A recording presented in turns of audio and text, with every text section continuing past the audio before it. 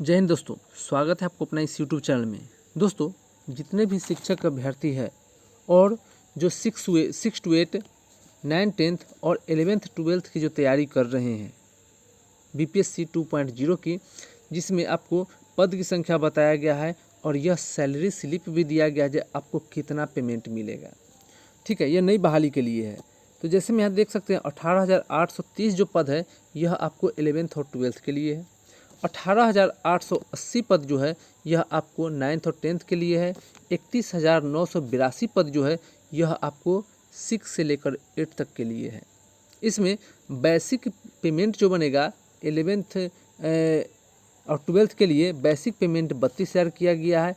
DA 42% दिया गया है जो 13,440 होता है और एचआरए 8% दिया गया है जो आपको 2,560 रुपये होता है। और वहीं पर देखा जाए तो आपको 1,500 डीए हो गया और सीटीए हो गया, ये सारे चीज़ मिलाकर 2,130 रुपया है। और एमए जो दिया गया है वह आपको 1,000 है और नेट सैलरी आपको कितना बनने जा रहा है तो वह है आपको 51,130 रुपये। ये है आपको नेट सैलरी। उसका बाद पेंशन आपको 14% है यानी 4,480 है। टोटल मिलाकर यदि पेमेंट देखा जाए तो आपको 55,610 रुपये जो है आपको पेमेंट बनता है, वो भी किसका तो 11th और 12th के कक्षा के लिए। जो अभ्यर्थी पेपर 1 9th और 10th की तैयारी कर रहे हैं तो उनके लिए टीचर का जो पेमेंट है, नंबर ऑफ टीचर जो है वह 18,880 है। बेसिक पेमेंट इसमें 31,000 मिलेगा जो आपको 11th और 12th से 1,000 रुपये कम है।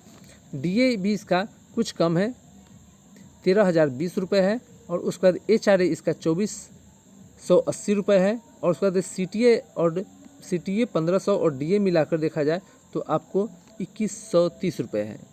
यदि एमए देखा जाए तो 1,000 रुपये है और नेट सैलरी इनका बनता है 49,630 रुपये।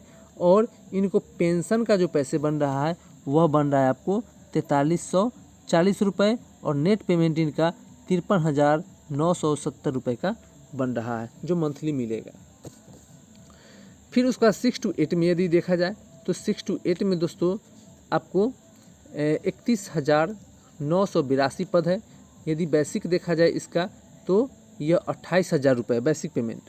डीए 42% है यानी कि 11,760 रुपये बनेगा।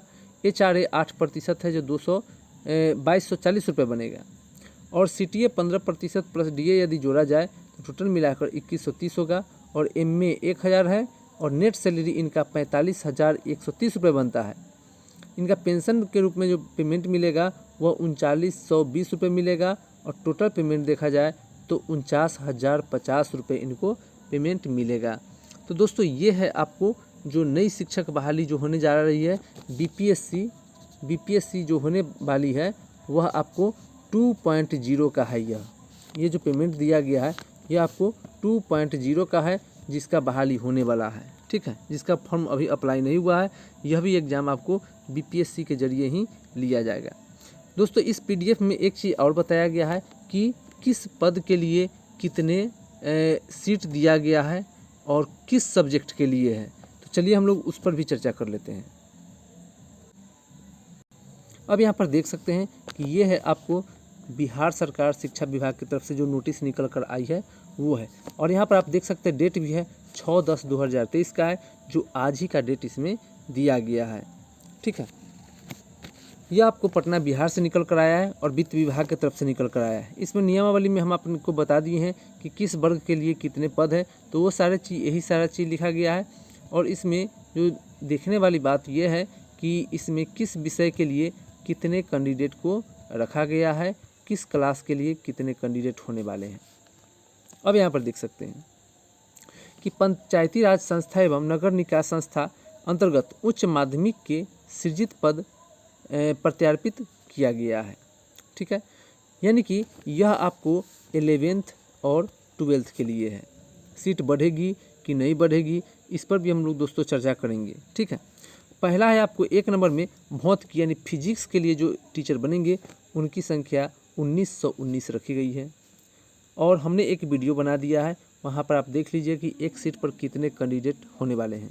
2 नंबर में रसायन शास्त्र यानी केमिस्ट्री में देखा जाए तो 1857 पद दिया गया है।